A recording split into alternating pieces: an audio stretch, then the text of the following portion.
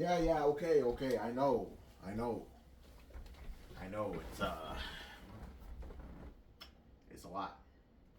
Hello everyone. Welcome back to the channel. So excited for you guys to join me again today. And we've got another one coming at you. Wow. We're going to keep running through these, especially since there's a lot to cover as we make our way through the collection or backlog or whatever you want to call all this. There are more piles currently at my left and my right, as you saw me bring something down here, and I've got another pile down on my right. But as you probably guessed by the title, this is my PS2 collection. And wow, what a collection it is. So I got into game collecting, a little bit of background. I got into game collecting through the PS2 system because I wanted to relive my childhood. The PS2 was the first gaming console that I was super addicted to.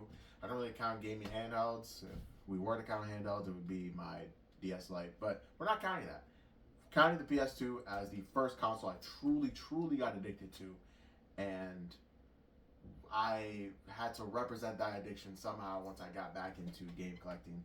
And I really like my PS2 library because I think it greatly represents me, my interests, and there's a lot of stuff in here that I haven't even played yet. There's a lot of stuff in here that I'm very excited to play soon. And there's a lot of stuff in here that I have very vivid memories of and I find to be just a fun time.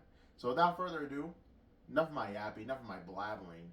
Let's just get into the collection because we have a lot to get into. I'm going to start from this side, and I'll make my way over here. I'll make my way over here. Now make my way over here, and then I will finish with the stack at the bottom to my right. So, this used to be in alphabetical order. It's not in alphabetical order anymore. So we'll just kind of be grabbing as we go, right? All right, first game. Dragon Ball Z Budokai 2 and Budokai 1.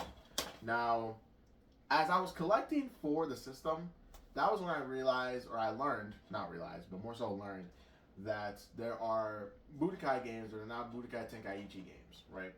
And I was very excited, low-key, to jump into these just to try them out, right? Only to learn, right, that these are not, too well received. The Budokai Tenkaichi series definitely got the brunt of the love when it comes to Dragon Ball games, but I am so interested in Dragon Ball games because as a kid, I used to want all of them. I didn't have the money for all of them. Now, I go around just grabbing the ones I can, right? And even though Budokai and Budokai 2 are not as well received as a good game should be, I want to give them a try, and I want to jump into them one of these days. And yeah, that's pretty much what I've got to say about these right here. So should be a fun time. Devil May Cry 3 and Devil May Cry.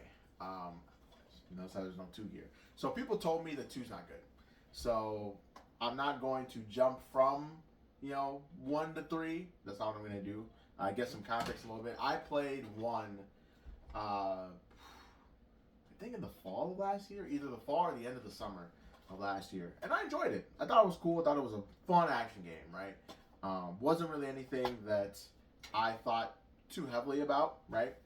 And now I'm gearing up to play Devil May Cry 3 once I am more situated back at home since I've been doing a lot of traveling at work. And a lot of people tell me 3 is really good. I have 3 on the PS2. I have 4 on the PS3, and I have 5 on the Xbox One / Series X. So I've kind of scattered them across. Well, scattered really only the last century across the family of systems. But Devil May Cry 3 is something I'm really excited to get into. I enjoyed Devil May Cry 1, and yeah, no, I'm just. I think it's gonna be a fun one. I think it will be a great. It'll be great to jump into these. Basically, what I'm trying to say. So, next up, we've got Dark Cloud. Now, I like RPGs. Huge fan of RPGs, and older RPGs have really interested me because of just their graphical style. And I am the type of person who judges a lot of things by their covers. I judge books by their covers. If you want to have a really nice way to draw me in, just make a really hard, raw cover, and I'm down. But it's not really that the Dark Cloud cover is raw per se, but it's more so the fact that it just looks kind of cool. It looks very interesting, and I just kind of wanted to dig more into it because this aesthetic was something that I had been very laser focused on around the time that I bought Dark Cloud. And it's only really something I stopped being focused on or very interested in recently. So, but I'm very excited to play this. I have seen gameplay of it and looks pretty good. I think it's going to be a fun time. The thing with RPGs is that I'm starting to space them out a little bit. I just finished Metaphor at the recording of this video. I love it. Who knows? May do a video on it. Maybe.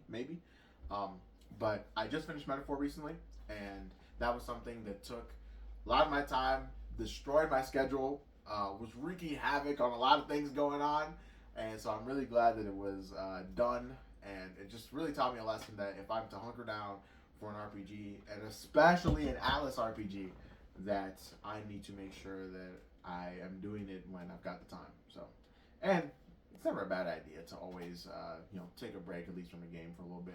At least that's what I'm doing right now with Persona 5 Royal at the time of this recording. But yeah, Dark Cloud. Really excited to jump into that eventually. Crash Bandicoot Wrath of Cortex. Now, I like the Crash games a lot. I have Crash 3 physically, and I played Crash 1 and 2 through the Insane Trilogy, through the little PS Plus starter pack thing that Sony was doing. I don't know if they're still doing it anymore. If they are, please let me know in the comments. But they were doing it when the PS5 first came out, and they were like, hey, if you're new to PlayStation and you didn't own a PS4 last cycle, then here is something really awesome that you can have, right? And I was like, okay, bet, let me jump on that. And I got to play Crash 1 and 2.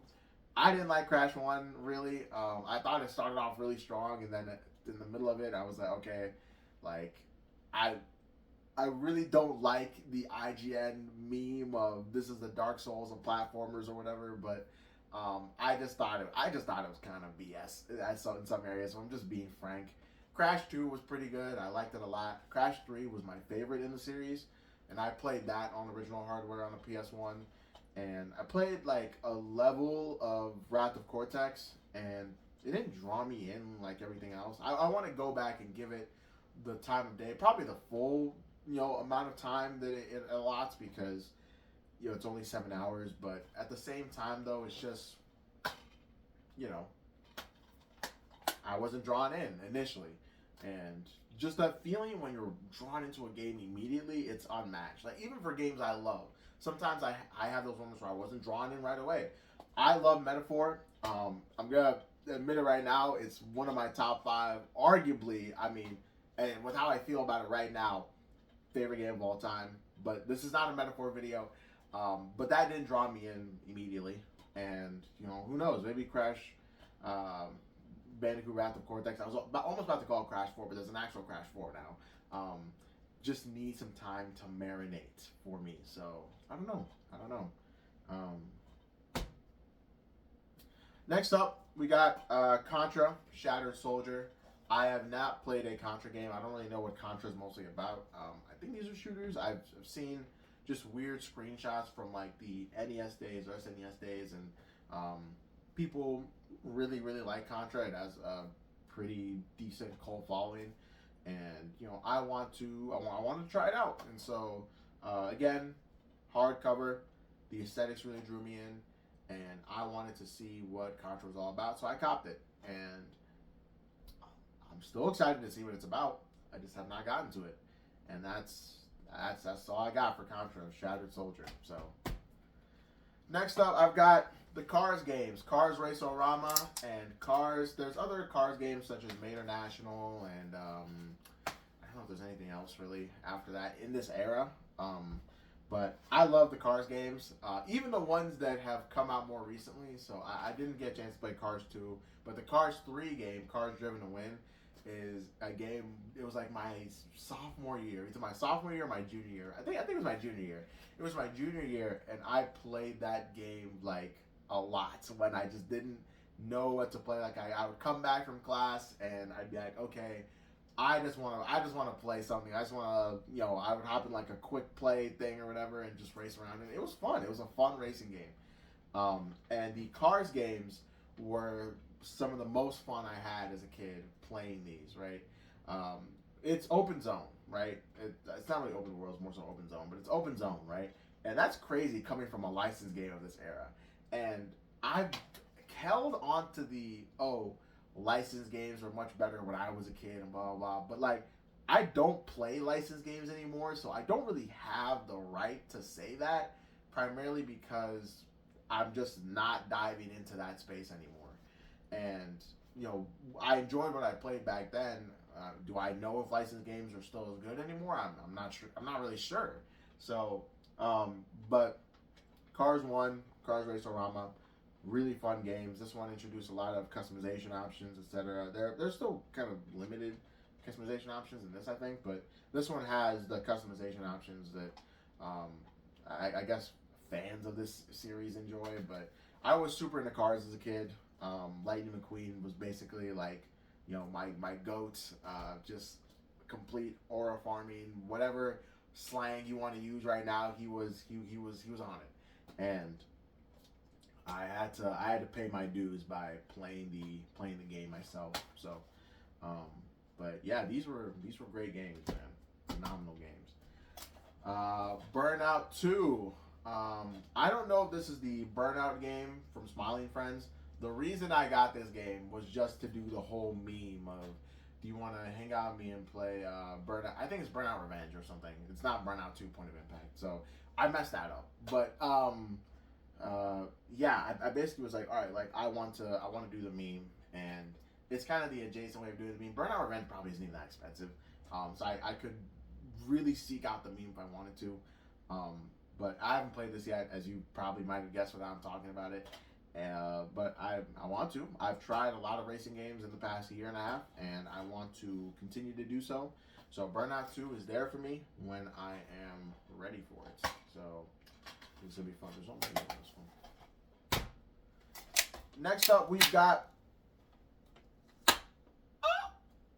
we have the Bouncer. Now, the thing with the Bouncer is that I didn't know anything about this game. Again, something that drew me off of the fact that it was Square Enix, or Squaresoft as they were known back then. And this dude looked like Sora. Cover was kind of hard.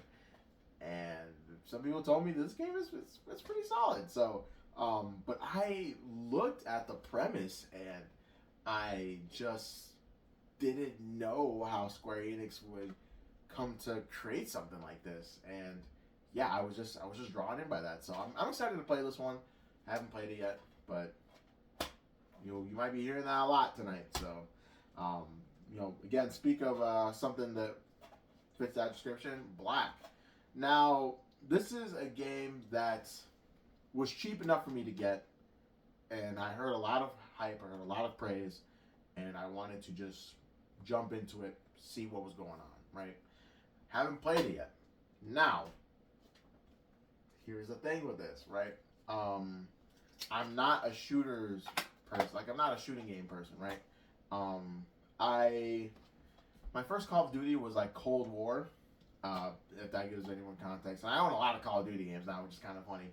My first Call of Duty game was Cold War, and I didn't really like it. And I haven't really played a shooter like since then.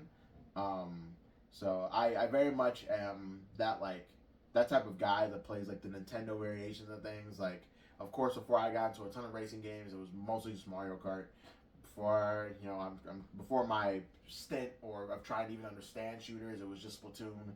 And now, I got Black in my collection, just sitting here waiting to be played, but that has not happened yet. So, hopefully, that will happen soon, and I can understand why, in the realm of people that don't play a lot of games, this is something that they really latch on to. So, next up, I've got two Ben 10 games: Ben 10 Protector of Earth and Ben 10 Alien Force. Now, the reason this thing's got the greatest hits label, and it's because it sold a lot of copies. But the thing with that too is also that I think it truly is a greatest hits game. This is a phenomenal licensed game, and I truly believe that if you are a fan of the show, this is a great game for you to play. I love Ben 10 as a series. I was obsessed with Ben 10 as a kid, and I played a ton of these games. Alien Force as a game is really not as good, right?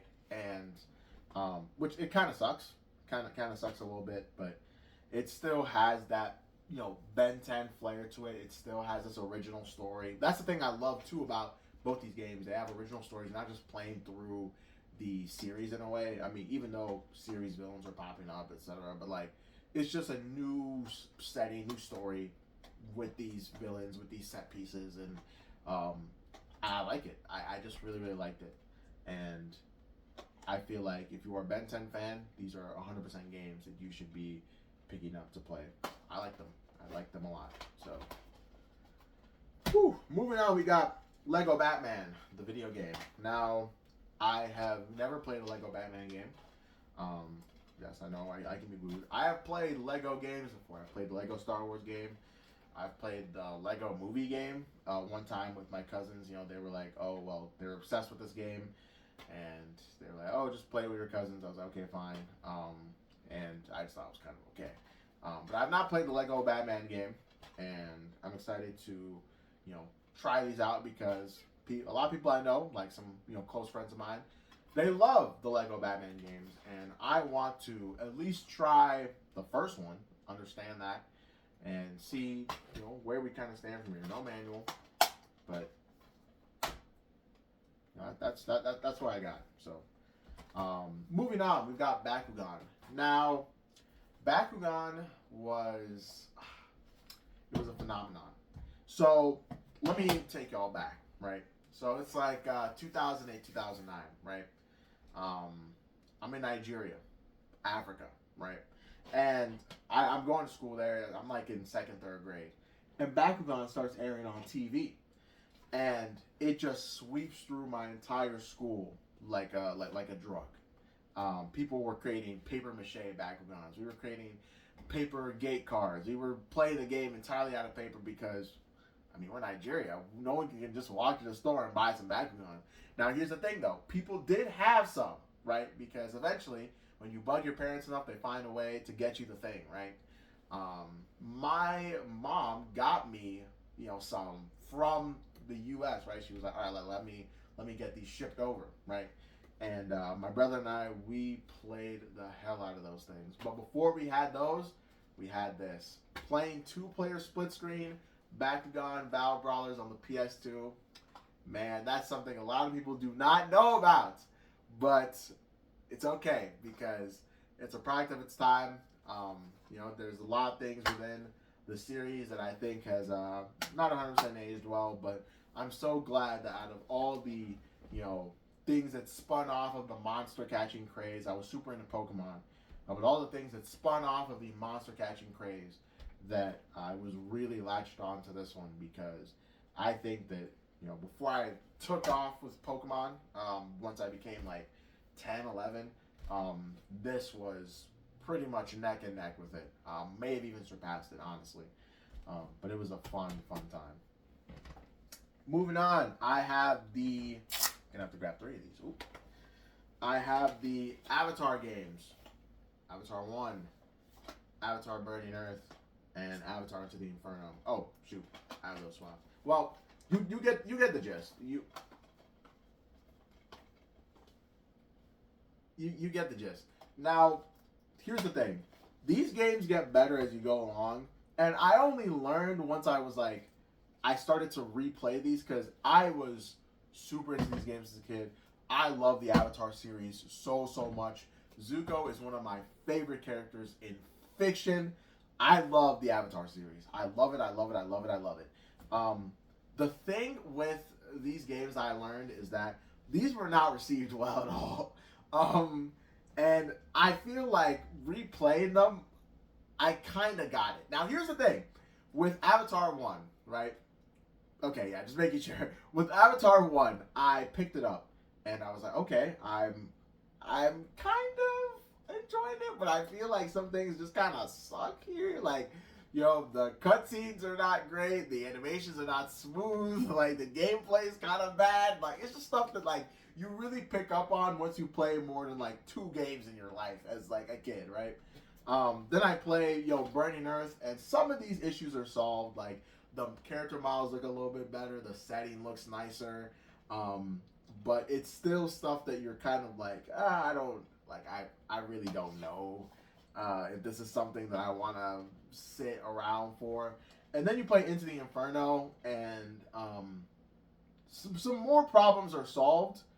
I thought that this was the best game by far, solely because it made some changes to the storyline, and I like that. And the 2-player was super fun, way more fun than Burning Earth. And I don't even remember what the 2-player looked like in 1. But I think we got these just one after the other as we were watching through Avatar, which was a little more sporadic than I think most people in the U.S. would have been watching through it. But the thing with these games is that they are products of their time, of course. As a kid, your quality control isn't phenomenal, right? And that's when you realize that, you may have been playing some trash back then. But hey, these games always hold a special place in my heart because they coincided with the viewing of a show that I really, really love. And I found the games to be super fun, especially when I played them with my brother. So, it was a fun time, man. Very, very fun time. So, all right. I've got Armored Core 2 and Armored Core 3. Don't ask me about no Armored Core 1. I don't even know what the name of the game is, right? But I do have 2 and 3. I have a friend that's super into Armored Core, and I want to see what the hype is about. So what better way to see what the hype is about than buy the entire trilogy of a game you do not know if you're even going to like in the first place. And that's what it's all about. That is truly what it is all about. So, yeah, I don't know that much about Armored Core. I don't even know that much about the mech genre, honestly. Of course, I've heard of Evangelion and Gundam and etc. But I recently got into Transformers. But I want to try this out. See what the hype is about, and I'm excited to do so when the time is right. And I got Ace Combat 4. So the thing with Ace Combat 4 is that I know nothing about Ace Combat aside from the fact that this went really stupid back in the day. Here I am just reading it at the bottom here when I should be showing it proudly in all of its glory because it's CIB. But Ace Combat 4 is just one of those Sony franchises that people really like. And, I'm always down for fighter pilot nonsense mayhem. So I thought I might as well cop it, right? But yeah, this is the A through D stack. Now, let's move on to the G through D stack. The G through D stack. Yeah. All right. Next up, we have. Oh my goodness! Do not take the stickers off of your games, folks. You'll have moments where they're just like. Well, now I don't want to do it, but it was like that. Guitar Hero 1 and 2. Now, I have the Guitar Hero accessory. I think it's just chilling in my basement somewhere. I've been trying to find a place to really actually put it. But I have a friend from college who is super into Guitar Hero, and he was showing me his combos, etc., and all these different things, all the crazy stuff he would do on his PC, and I was like, hey man, that sounds dope. And I got these mostly because they were incredibly cheap. So again, contributed to the insane problem I have of, wow, this is something I can easily spend my money, from, right? And that is, that's pretty much all there is to Guitar Hero. I'm excited to try it, I guess. But, mostly to just kind of have knowledge on a franchise that I have by and all ignored pretty much. So, but moving on from that, we've got GTA San Andreas and GTA 3. Two of the GTAs that have propelled Grand Theft Auto into the upper echelon of pop culture and gaming, not infamy, but just more so the gaming pantheon. there was a better word to choose there, but I blanked on it. But the thing with San Andreas and 3, especially San Andreas, is that I have been dying to play some of these older GTAs, just based off of how great I hear their stories are. I've been dying to play a GTA game in general, right? And all I played was GTA Online, and I thought that was okay. I kind of saw the point of it. My girlfriend is super into GTA. She loves just the roam around, do whatever you want aspect of it. She's super into GTA, and she's not even that big of a gamer. And so with San Andreas, I thought, hey, it might be time for me to try these games out, evaluate them as games in general, games as a whole, because I feel like people kind of place a separate criteria for GTA stuff as opposed to, everything else. And GTA 6 is coming out, so it's the perfect time to finally do this, right? Maybe do a GTA marathon, especially because, I have everything from 3 onward now at this point. So, yeah, that's these. Oh.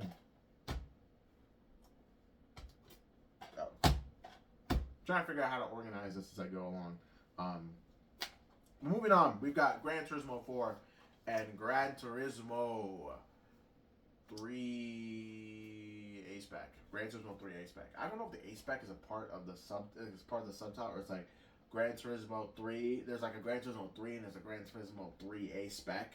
But I'm excited to see that there's Gran Turismo games in my collection, because I like Gran Turismo a lot. I got Gran Turismo 7. That was my first Gran Turismo game. And it was super huge. Super, super huge. To the point where I rage quit and I was like, you know what? Like, I'm not going to download like 180 gigs of a game that I just kind of wanted to sample a little bit. Because I got it on sale, man. So I was like, well, this is nothing. And I have been interested in Gran Turismo, so I got Gran Turismo 7. And I've played Gran Turismo 2 on the PS1 and Gran Turismo 1 as well on the PS1. And I played a little bit of 4 on the PS2. And it was fun. It wasn't bad. In my opinion, though, it still is not really up there with, Ridge Racer R4 and Ridge Racer 5, I think. Ridge Racer 5 on the PS2, because I love those racing games so much. And hopefully, as I play more Gran Turismo, I start to see Gran Turismo as being as good as Ridge Racer, because as of right now, it's just kind of, almost there. It's just almost there, pretty much. Next up, I've got God of War and God of War 2. I also have God of War 3, the remaster collection on the... I know how my Roman numerals work. This is 2. Just making sure. Yeah, I almost said Gran Turismo. I have God of War 3 on the PS3. And I got into the God of War franchise with the, Norse mythology games. So God of War 2018 and God of War Ragnarok. And I enjoyed those games. I enjoyed them a lot, to the point where I was like, I want to get more educated on God of War lore. I basically spoiled, this trilogy for myself, because I was so invested in, of course, who Kratos was before all of this. And, it just kind of came with the territory. I was like, I need to spoil myself to truly enjoy the story that I just witnessed. But still, I'm excited to play these games. I'm excited to play these games because the God of War gameplay from this time period is very different from what you get in the Norse mythology games, because there's a lot of gore, there's a lot of just button mashing to do things, just a button mash. The vase sex scene, if you're thinking what I'm thinking, right? It's just stuff like that, and I am super excited to one day touch these, because I would consider myself a God of War fan at this point. I'm excited to see where they take the series from here, and I think it'll be fun. Next up, we've got George of the Jungle, Search for the Secrets. It's not CIB. I don't care about it being CIB. This is the lowest rated game in my collection, Metacritic-wise. And I replayed a little bit of it, and it is the epitome of a game that... I was like, it's just insane how just numb you are to trash when you are a kid. Who knows? Maybe the people in the comments who will probably type in here and be like, "Oh, well, I had amazing taste when I was a child. I was playing The World Ends with You, and I analyzed its complex themes." And I was like, "All right, buddy." But I was over here playing George of the Jungle, The Secret of the Jungle, and the Search for the Secrets, and I was enjoying it. I thought it was awesome. I thought the multiplayer was dope. I remember this having multiplayer. Oh, it was only one player. Okay, yeah. I thought the story was dope. I thought the gameplay was great. And it's not any of that. It's pretty bad. But I will say though that stuff like this is you know, it's kind of nice to run into something you can just kind of make fun of and be like, oh wow, like, you know, I really liked this. Yeah, it was a game. It was a game. It was based on the show. It was based on the show, of course, and I really liked the show. And that's kind of, I guess, the blueprint my mom had when buying us games is that, well, they watched the show of this thing, well, I might as well cop it, you know. But yeah. Next up, I got Galarian's Ash. Now, last year, there was a whole trend going on with the PS2 where, there was the PS2 horror aesthetic. You see a whole lot of Silent Hill 2, you see a whole lot of Resident Evil, and just mixing it with Midwest emo, and grunge and all that stuff. And Galarian's Ash was one of those games that I found out of my horror game kick, because I was on such a huge kick for horror games. It was basically, I was just like, man, this just makes me feel something, like. And I got it. Came really nicely wrapped. I took off the wrapping because I was like, I want to play this game, and all for me to not play it immediately. So that's kind of on me. But it's something that drew me from its aesthetic.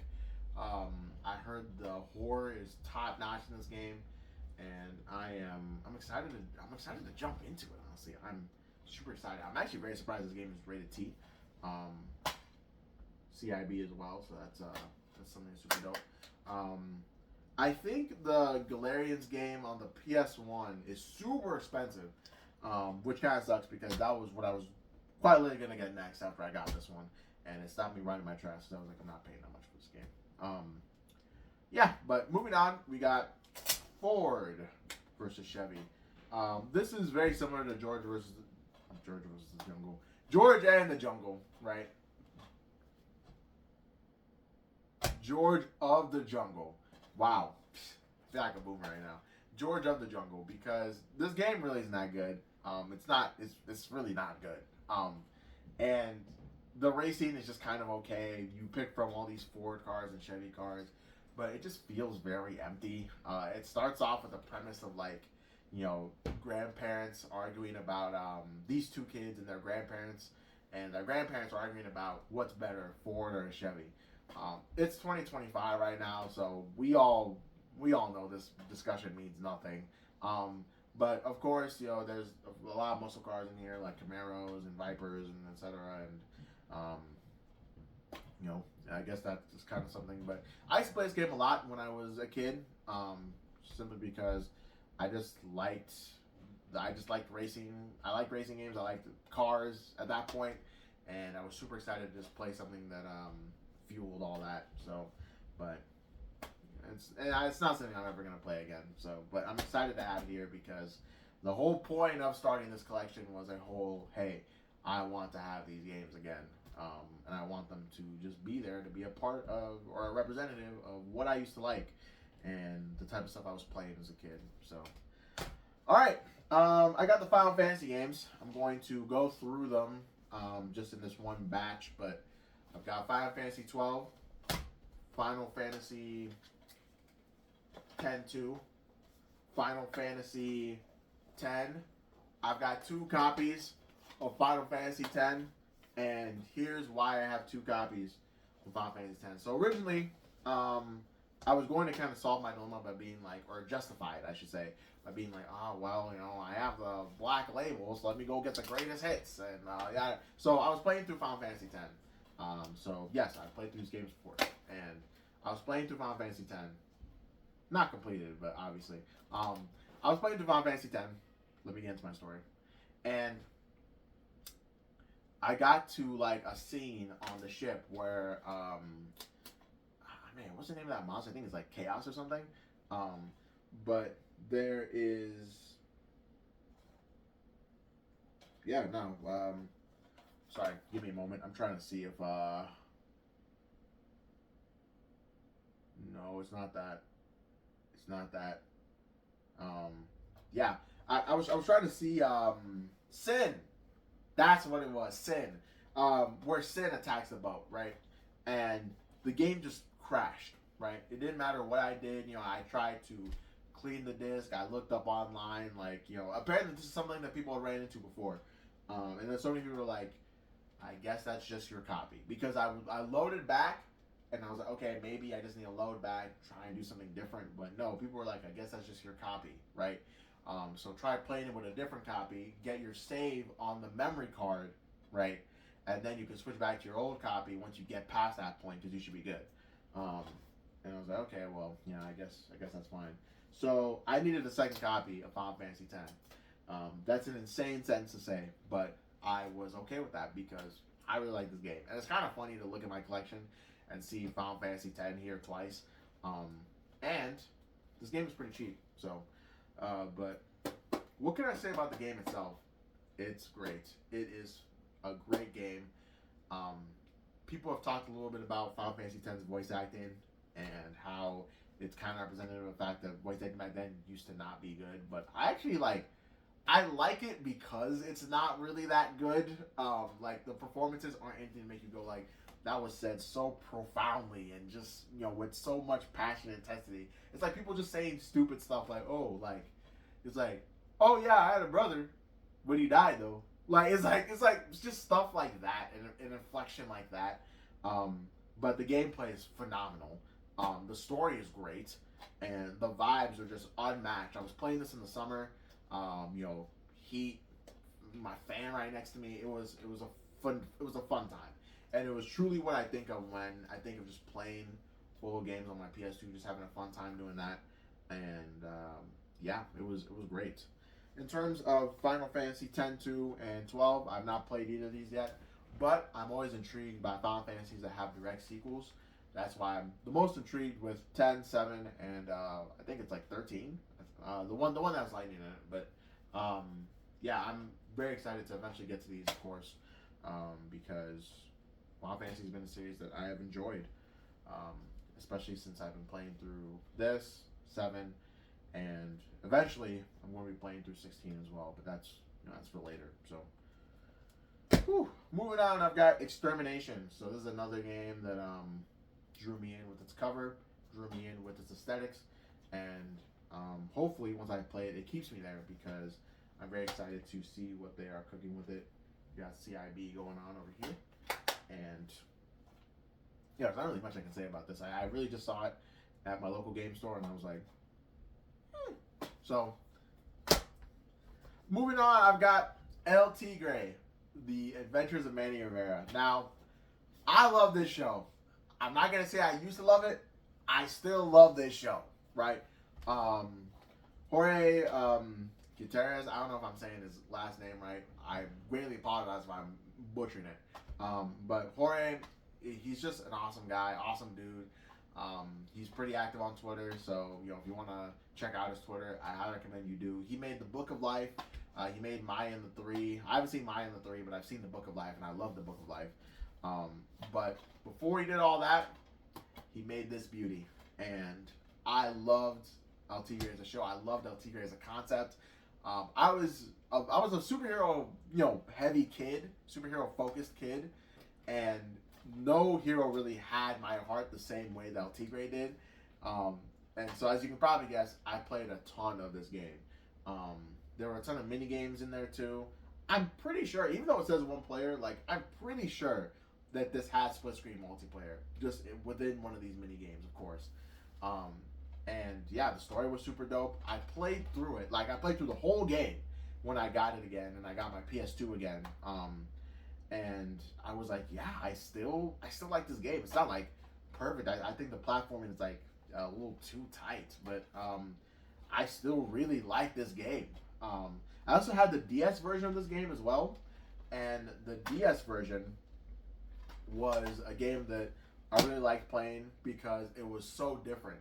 This was a platformer, but the DS game was like a side-scrolling beat 'em up, which I really enjoyed a lot. And you could unlock all these moves and stuff, and it felt like you were a superhero learning new techniques.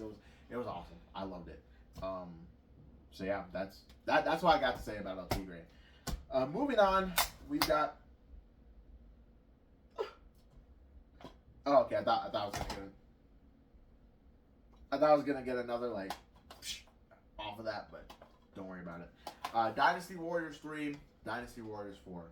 I have played Dynasty Warriors adjacent games before, bars, and I was like, these are pretty all right, right? I played Three Hopes, I played Hyrule Warriors, I played a demo of Fire Emblem Warriors, but I want to get into where it all started, right? Because the people who play Dynasty Warriors, they play Dynasty Warriors. That's the thing too. Like they play Dynasty Warriors, and the gameplay has never really been something that super engaged me a lot. But like that's mostly because like I know what these games are outside of the Dynasty Warriors formula, and I'd rather just be playing that. I'd rather be playing Three Houses and Three Hopes.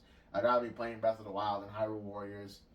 It's just stuff like that. Or I'd rather be playing Twilight Princess than the first Hyrule Warriors, because the first Hyrule Warriors was like not Breath of the Wild focused, but more so just general Zelda focused. Anyway, I'm getting off track.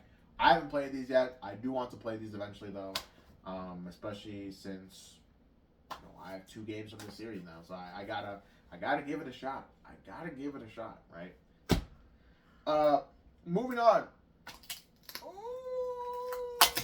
Ooh. It's a meaty boy. I've got Dragon Quest VIII with the playable demo of Final Fantasy 12 inside of it. So that's the first disc, and the second disc is Dragon Quest. Dragon Quest second disc. Final Fantasy first disc. Dragon Quest second disc. Final Fantasy first disc. Dragon Quest second disc. Final Fantasy first. Yeah, so I've heard that this is the best Dragon Quest game. By some people. It's not really as general of a consensus as I thought it was. But I've heard this Dragon Quest game is really, really good. So much so that people have been like, can we low-key remake this or port this or something? And I think that'd be kind of dope. Or remaster it, I think. I think remaster is the word I've been hearing instead of just remake. But I was like, hey, might as well grab it. This was a penny. It wasn't really something that was super expensive, but it was a penny. And I want to definitely play through this as my first Dragon Quest game. Funnily enough, at the time of this recording, I picked up Dragon Quest 11 today for the PS4, but I still kind of want to play through this first simply because I have heard so many good things about this. And this was a Dragon Quest protagonist, or the hero, that I've always thought had the most drip, so I guess it's only fitting. It's only fitting that I play this one, But yeah. Next up, I have Dragon Ball Z Sagas. Now, the thing with Sagas is that I have played a little bit of this, and this is not a well-received Dragon Ball Z game. And I saw immediately why this is not a well-received Dragon Ball Z game. Eventually, everyone kind of agrees that there was this like period of time where DB games were not very well-received, even though DB games are still the upper part, or like the standard for quality for a shonen game. I'm not gonna say a general anime game, but a shonen game. It's still telling though that it's this level because shonen games have been so like middling in quality, or they used to be piss poor in quality a long time ago, right? But Sagas, right, is something that I really want to maybe give another go around with, since I only really gave it like an hour or two. But it's just kind of all right, honestly. Not all right. It's kind of bad. I don't really want to play this again, but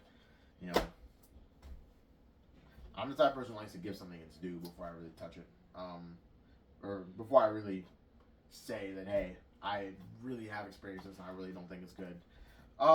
Moving on to Budokai Tenkaichi. Now, I booted this one up again because during my childhood, I played the Budokai Tenkaichi games sporadically, and it's still as solid as I remember it. It's still solid as I remember it, CIB.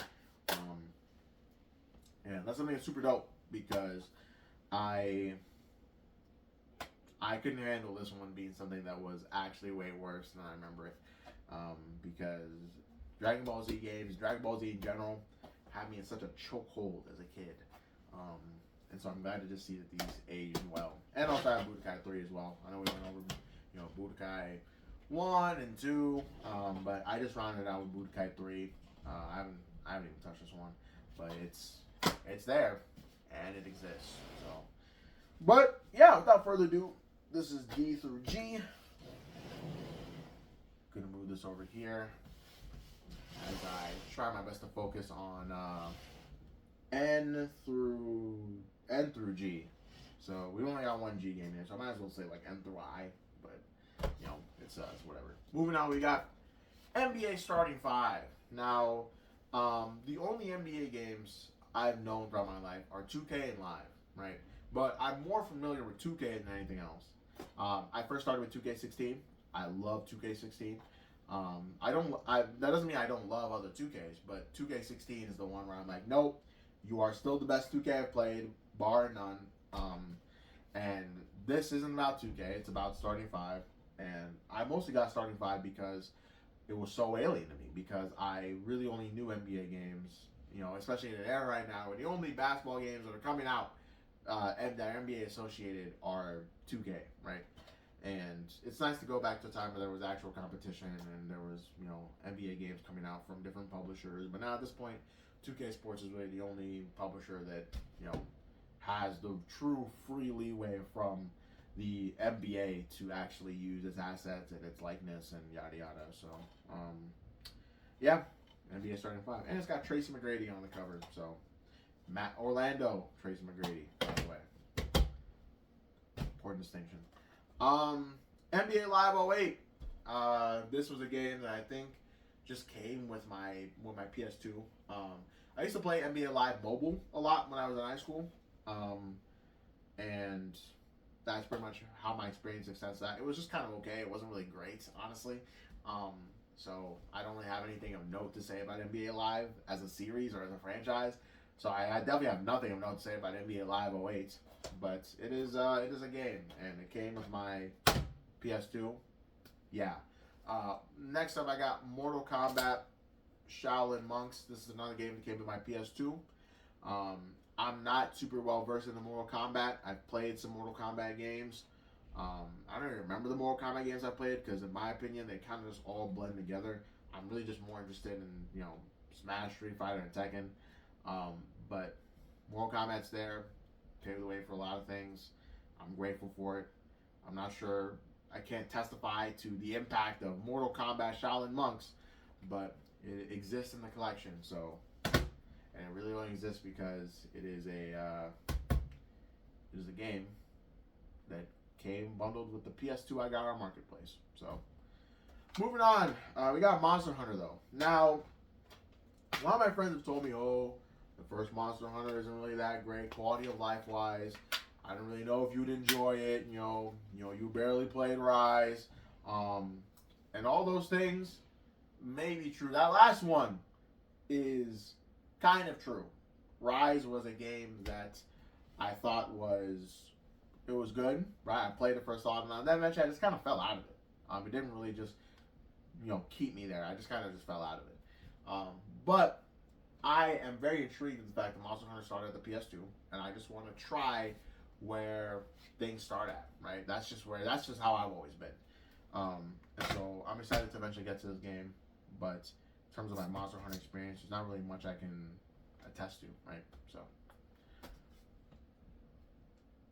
moving on, I've got MLB 06, the show. I have a friend that's super into MLB, the show specifically, and also the MLB, but MLB the show because we're talking about MLB the show. And I just thought it was okay. My only experience with baseball video games is Nicktoons MLB. So that's when I learned how the game even works, and I was like, wow, this is actually fun. What the? I was like, what the hell? But needless to say, I've not played MLB 06 the show, so sorry. Midnight Club 2. Now, Midnight Club is a series that a lot of people have talked about in terms of how much they adore it. And I'm very excited to jump into this as well. Midnight Club for the PSP, I think, is something that I've had my eye on for a lot in terms of my, collection notepad of games that I really want to get one day.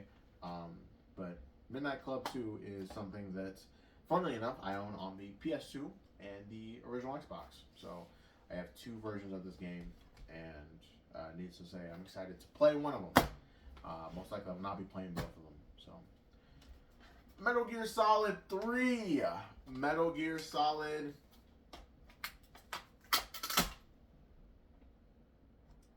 2. I have not played Metal Gear Solid 3 yet, so I'll put that one down right now, and I'll talk to you about Metal Gear Solid 2. So, last year, I had started a thing where I wanted to play a lot of games just with my friends, right? But story games, like not really multiplayer games. So we all come over to my place, we pick a story game, and we just kind of pass the controller off. It was a really fun time. And Metal Gear Solid was the game that we decided to start that trend with. The trend has kind of stopped as of right now since we're all very busy with our lives.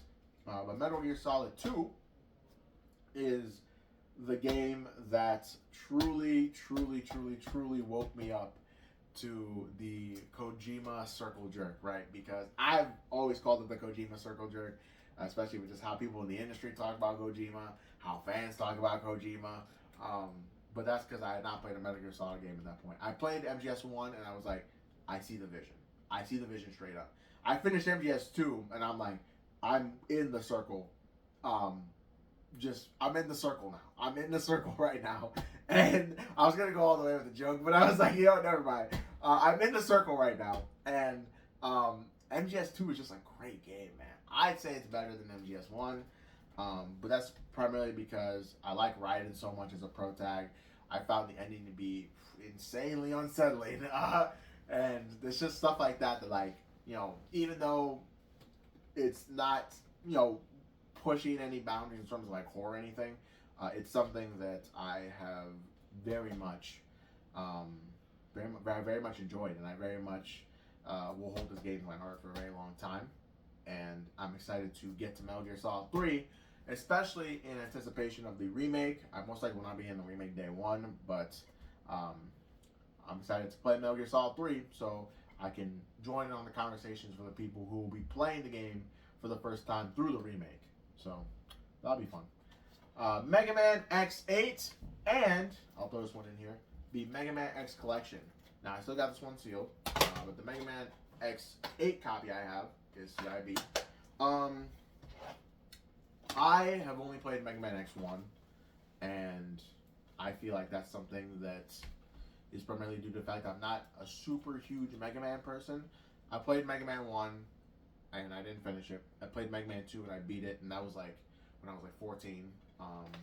And I have a lot of Mega Man games actually in my collection, but I have not finished any that are not Mega Man 2, and I really want to change that.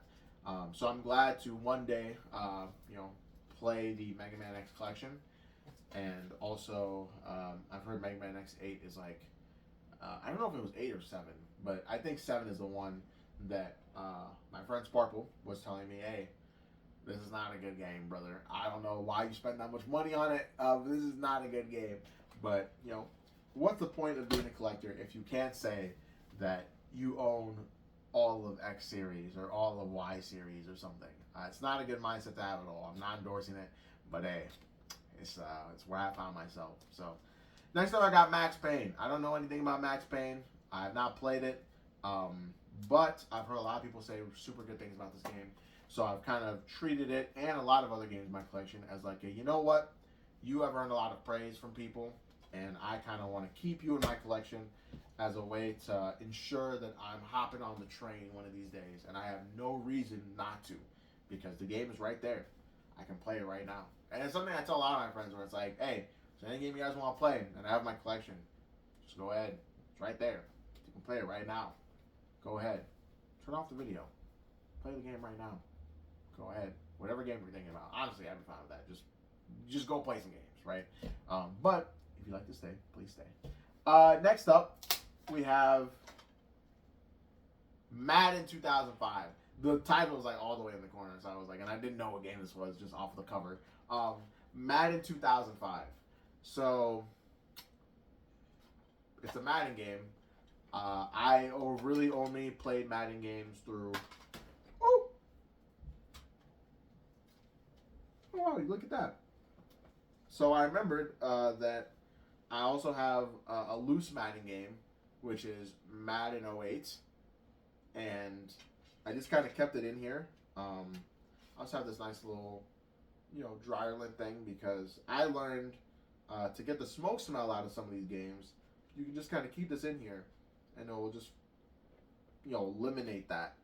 Not really sure what the science behind that is, but it's there. It's a thing. And yeah, so basically,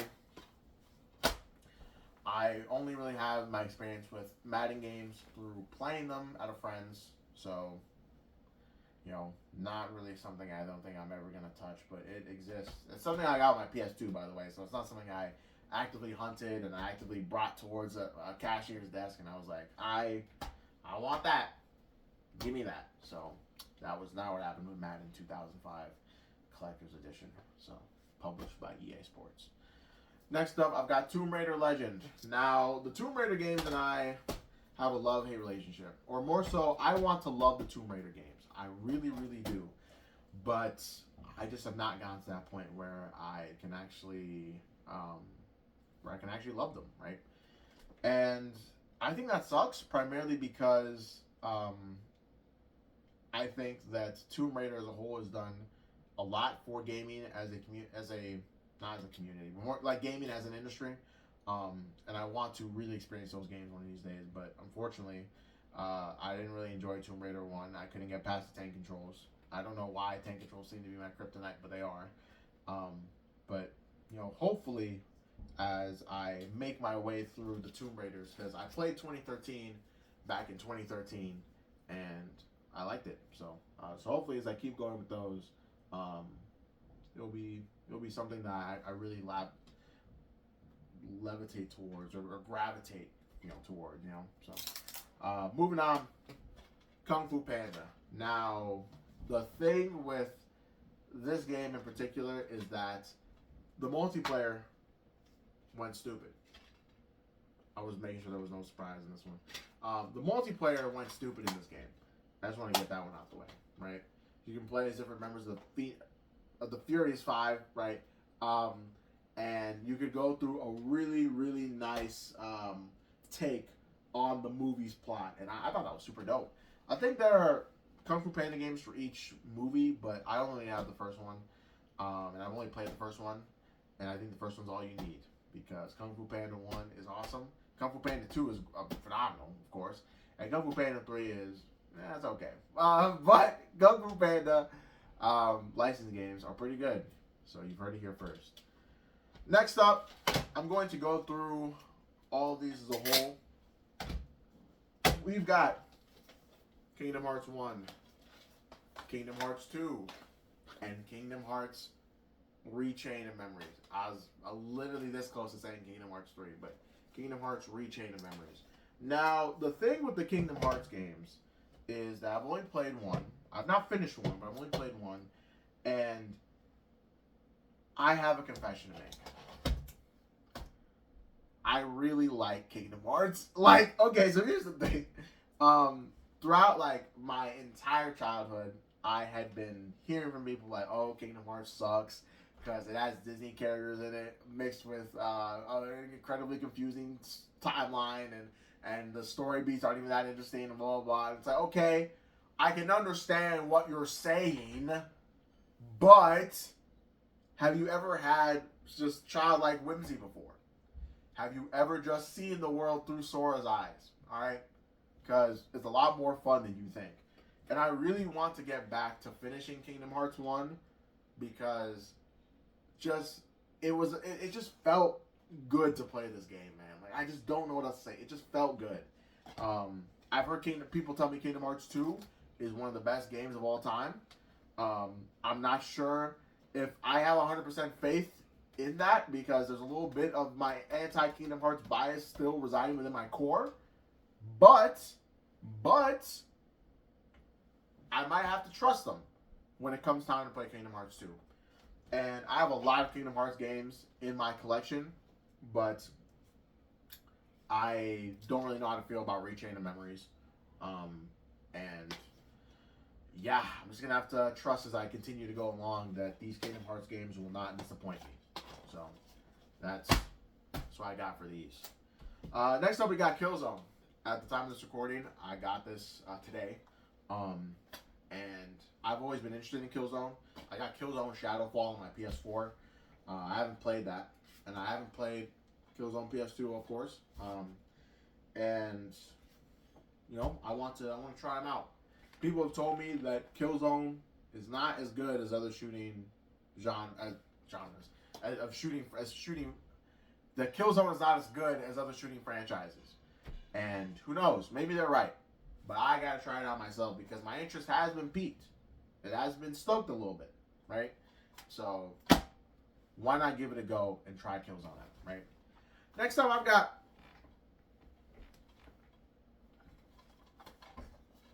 Katamari Damacy. Now, Katamari Damacy is a game that a content creator that I really like, Serum, shout out Serum, by the way, has said is one of, I don't know if it still is, his favorite game of all time, but so I'm just going to say that one of his favorite games of all time. And it's super short. You can beat it in an afternoon. Knowing this, I have not played it yet, and I've not beaten it in that afternoon. So I'm really excited to eventually jump into it. But as it stands right now, Katamari Damacy sits in my collection as a game that I want to eventually try out. Because the Katamari Damacy games are something I knew about, of course, before he vouched for them. But I was like, I don't really know if it's really my thing, right? So, but if anything gets that much praise from somebody, I feel like I'm just obligated to try it out because I just want to test your theory out. I want to see, all right, what do you see in this thing, right? So that's where I stand from it. Next up, I've got the Jak and Daxter games. I've got Jak and Daxter 1, the Precursor Legacy. I've got Jak 3, and I've got Jak X Combat Racing. Now, the thing with these Jak games is I've only played Jak 1. I'm about like a quarter of the way through Jak 1. And it's funny, too, because it was the first game I played last year, but I still didn't beat it. And I picked it up again sporadically throughout the year, but I still hadn't beaten the game, right? I still want to go back and play and beat Jak 1. And the thing about the Jak and Daxter series is that so many people have told me that some of it kind of peaks at Jak 1 because the tone shift is so drastic. But the thing with all that is that I look at that and I understand it, but I kind of like it when things pivot throughout a series, right? I mean, I am an Attack on Titan fan. So I am very excited to play through the Jak and Daxter trilogy and play through the unnecessary racing game, because I sure wish Sly Cooper had an unnecessary racing game as a platformer, but alas, it did not go that route. It stuck to its guns. Next up, I've got Eco and Gun. I'm just going to bring up, even though both these two games are not related to each other, I'm going to bring that up just to bring my really poor joke home. So, Eco is a game from, I forget, I'm blanking on the developer's name now, but he's done Shadow of the Colossus, and I think he's also done, I'm going to just put it at the bottom of the screen. But he's done Shadow of the Colossus, and, you know, I was like, well, I'm interested in Eco, right? I'm interested in Eco specifically. I played a little bit of Shadow of the Colossus remake, and I didn't really like it that much. But of course, I gave it about an hour, 2 hours. But with Eco, right, I had seen so many videos or edits of this game, and it drew me because of those edits. It drew me in because of the producer's reputation. And I thought, hey, might as well play me some Eco, right? And I haven't gotten to it yet. I want to, though. In terms of gun, I don't know if I'm really ever going to get to this one. I'm going to be frank with you, but I've heard a lot of praise for this game. Couldn't even tell you what it's about, but it exists, man. It exists. All right. Next up. Ooh.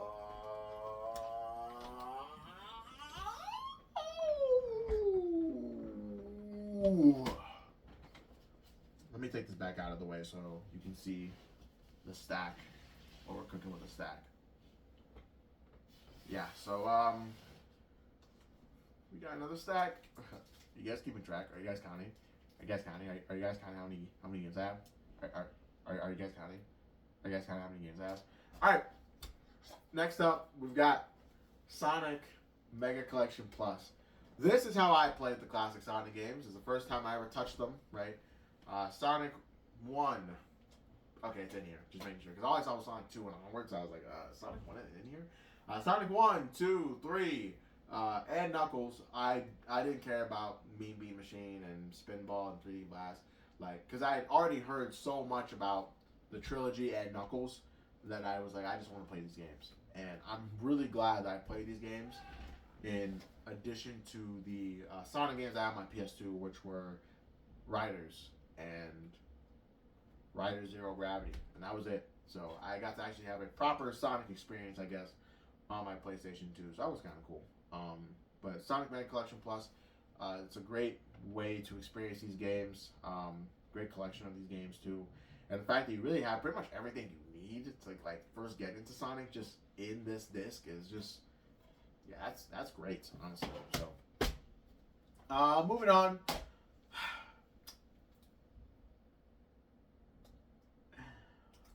Oh, we've got the Sly Cooper series, baby. Sly 3, Sly 2, Sly 1 Greatest Hits, Sly 1 Black Label, and the Japanese version of Sly 1. If you couldn't tell by now, I love Sly Cooper a lot. A lot. This series, I hold it responsible for getting me into gaming. And, you know, I really don't think I could give that honor to pretty much any other game. The Sly series was something that I was just obsessed with playing. And I think I touched on it a little bit when I did my PS3 video, because the collection is there and Sly 4 is there. But just playing through these games on a PS2 when I first bought these again was an experience that I will never forget. Specifically, this sealed version of Sly 1 was something that my really close friend got for me on my birthday, and that's why I keep it sealed, and that's why I even got this second version of Sly 1 in a black label, just in case I ever wanted to play Sly 1 on a PS2, is because I knew, right, that I knew that I wanted to, there was going to be a time where I wanted to jump into these again, right? Yeah, what can be said about this series I haven't already said? You know, I feel like it's really just a matter of time before I make a video just detailing what the Sly series has done for me. But that video doesn't exist at the time of this recording, so if it does, though, I'm just saying you can honestly hop off this one and go watch that, because there will be a lot of passion in that when the time finally comes. But yeah, so I think the coolest thing too about this sealed version, I was going to mention it, but then I got off track, is that at the time, it doesn't really anymore, but at the time, it quite literally smelled like a brand new copy. What a brand new copy of this game smelled like in like 2007. And that was something that I was like, I'm going to keep this wrapped up and sealed, right? But yeah, man. The Sly Cooper franchise. Also, while I'm putting these back, I kind of want to show off a little bit the, you know, Japanese version. I love the disc art for the Japanese version. It looks so cool, man. Like, even the Thievius Raccoonus booklet of this is just so awesome. It came with even like a registration card. Oh, like, I love this. Like, just when this stuff shows up in my CIBs, like I feel a little something, man. I'm sorry. Like, I get to wowsing on that schnauzing, you know what I'm saying? Like, but it's just the illustrations done in here and how it feels like this is just a magic you can't get anymore. Honestly, I need to stop talking because it's just stuff like this. This sauce was not in the USA version, man. But yeah, what a series, man. What a series. Moving on, Shrek 2 and Shrek the Third. Shrek 2 is actually a pretty good PS2 game. I was actually just listening to a Co-op 64 episode earlier today, and they talked a little bit about this game. And the mini games in here are pretty good. You can do like co-op through the story, so you know, I'd be Shrek and my brother would be, you know, Donkey, or you know, we'd swap, or someone would be someone would be Puss in Boots. I almost completely butchered that. Someone would be Puss in Boots. It was just fun stuff like that, right? And like, yeah, like, so basically these games were fun. They were a ton of fun. Shrek the Third, I liked its mini games more. I like the actual, you know, story and actual like main gameplay, and that fit as well because I didn't really like Shrek the Third that much as a kid either. So, like, it just kind of felt like it was like, oh, like that's kind of how the series ends. Like, okay. And then they made Shrek 4, and no one really knows Shrek 4 exists for some reason. And now Shrek 5 is about to come out, but who knows if that'll be good. It's all just stuff like that. But, yeah, I mean, good licensed games. Good licensed games. Next up, I've got SMT Nocturne and SMT Digital Devil Saga. Now, I did not know these SMT games existed. Well, actually, I knew SMT 3 existed. SMT Digital Devil Saga I did not know existed, so I got a, you know, sealed new copy of Digital Devil Saga online, and I'm excited to eventually jump into that. I've only played SMT 5 for the Nintendo Switch. I have 5. I have Vengeance. I have 3 Nocturne. I have Digital Devil Saga, but I've only played 5. And the cool thing, or I guess not so cool thing about this Nocturne copy is that it's not really, you know, I guess CIB or authentic in a way, because the cover is paper, like it's printed out. It's not like the authentic cover, which kind of sucks. I didn't really notice that until I bought it.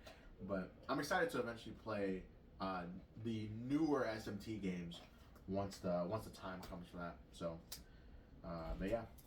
Moving on, I've got Ridge Racer 5. This is, aside from Mario Kart, my favorite racing game of all time. I love Ridge Racer 5. I love the aesthetic of the Ridge Racer series. I'm just super excited to like eventually just hunker down and play through, I guess, some more Ridge Racer games. Because I only played through 5 and Type R4. So I'm excited to.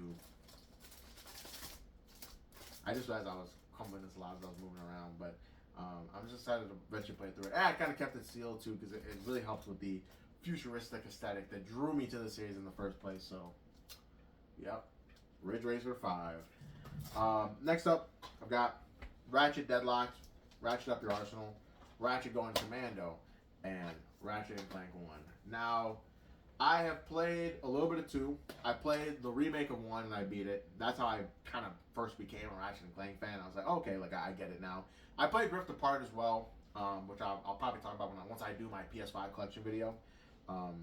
But yeah, I mean, I like the Ratchet and Clank series so much so where I was like, I know I'm going to eventually play these games, and they were cheap enough, so I was like, I might as well round out the collection with you know, these. So yeah, Ratchet 1, Ratchet 2, Ratchet 3, and you know, Deadlocked, which a lot of people have actually said pretty good things about Deadlocked. So Deadlocked is the only one of these that is not CIP.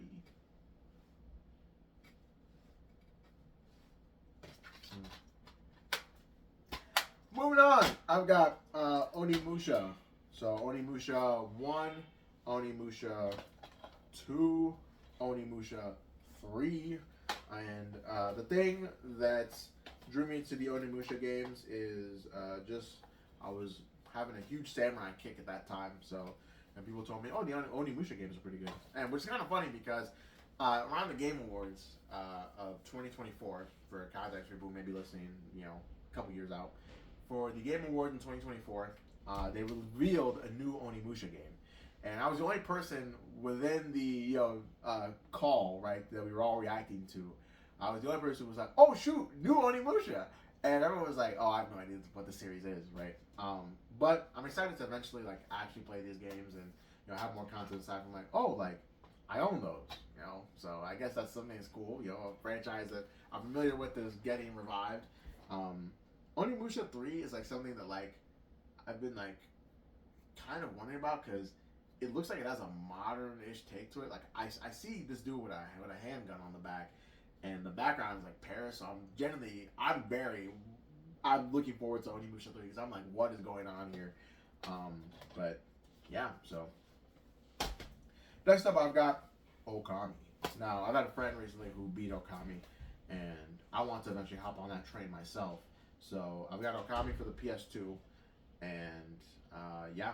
Heard a lot of great things. Speaking of stuff that's been revealed, was revealed at the Game Awards 2024, Okami 2 was one of them, and I cannot play Okami 2 before I play Okami 1, so eventually I gotta start playing Okami 1. Sorry, but I make the rules. I'm at that in every facet. Moving on, I've got Nicktoons Unite and Nicktoons Battle for Volcano Island. I love these games as a kid. These are another example of games that have not exactly aged well since they came out, but they exist. They are here, and they were such a great a novel concept at the time of oh, what if we took these properties that we had and just crossed them over? Because for real men who know, the Jimmy Timmy Power Hour fed families. It fed families for a good while. Fed families better than some Thanksgiving leftovers, right? And Nicktoons Unite was just really an extension of that in my eyes. Just being able to see these characters, it wasn't just they existed, you just played through them and there was no dialogue that hinted towards they knew that each other was there. These characters were actually interacting with each other, right? And it was insane to see. And their villains were interacting with each other, which was absolutely crazy to see as well. And Battle for Volcano Island was just also kind of just more of that, with just more characters tacked onto it.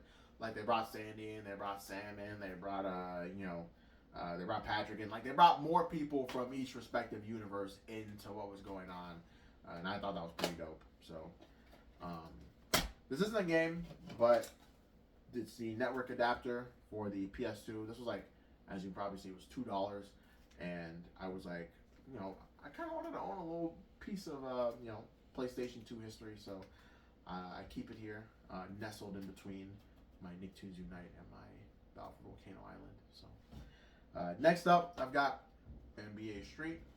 Standard like a geek, but NBA Street.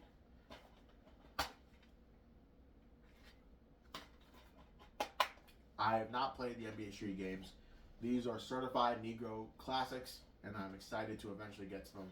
But as it stands right now, I've not played NBA Street, so I don't really have that much to say about it. But I'm excited to play them. Excited to play it, since I only have Street and not Street 2 yet. But yeah, we got one more stack, y'all. Are you ready? Are you ready? Are you ready? Are you ready? Here we go. Ah! Oh, it's heavy. It's so heavy. It's heavy. Oh my gosh, I missed the game. Oh, it's heavy.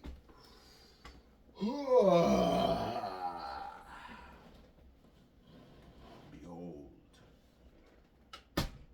Games. Alright. This is a mystery game. It's not a mystery game. So, I have another piece of PS2 history.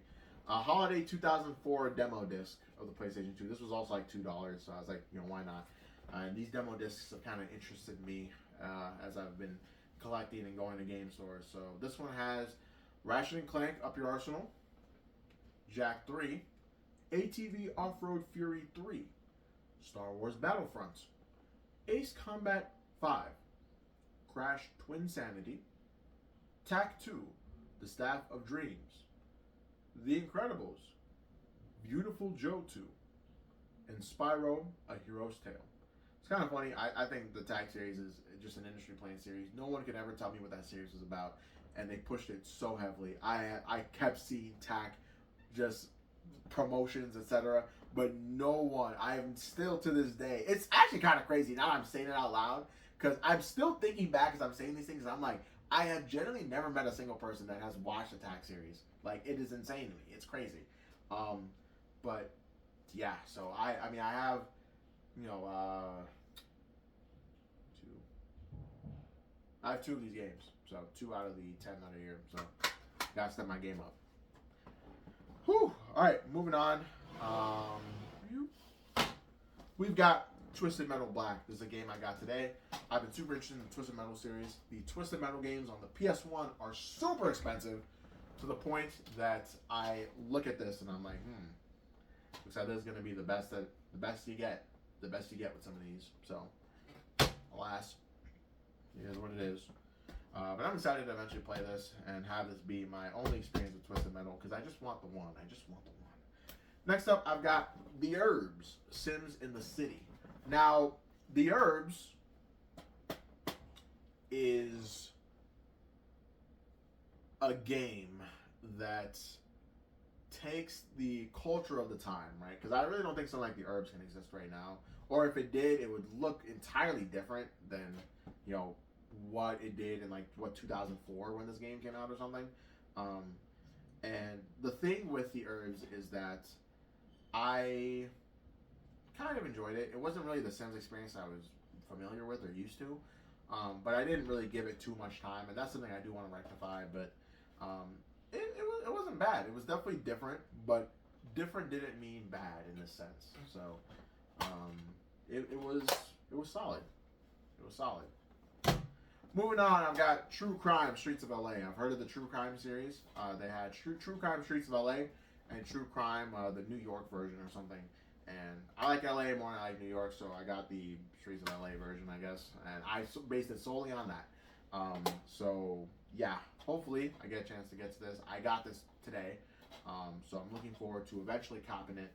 Not copping it, but playing it since it's already copped. But playing it and sitting down with it and formulating actual opinions on it. So stay tuned for that if you're on my backlog.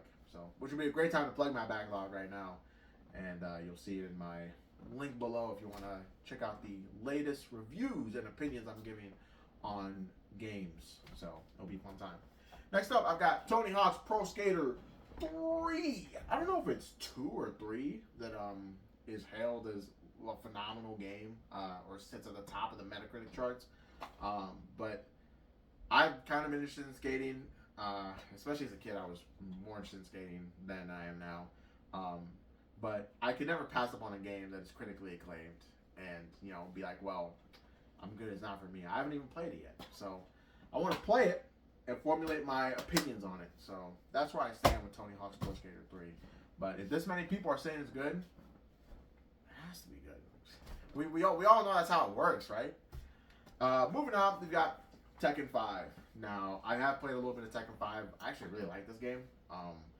But, you know, I haven't really had the chance to, like, play more of it because I always view fighting games as something that, like, I turn on when more people are with me or, like, when I have company over.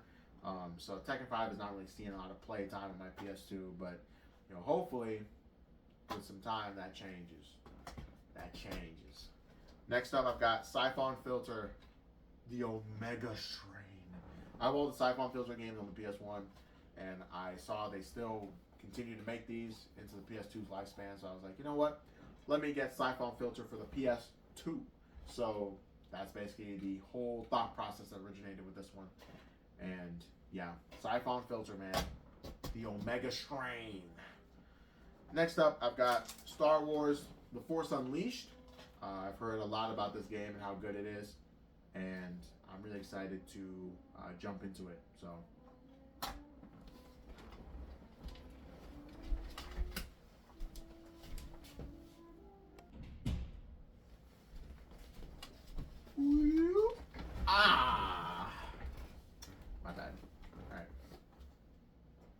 Next up, I've got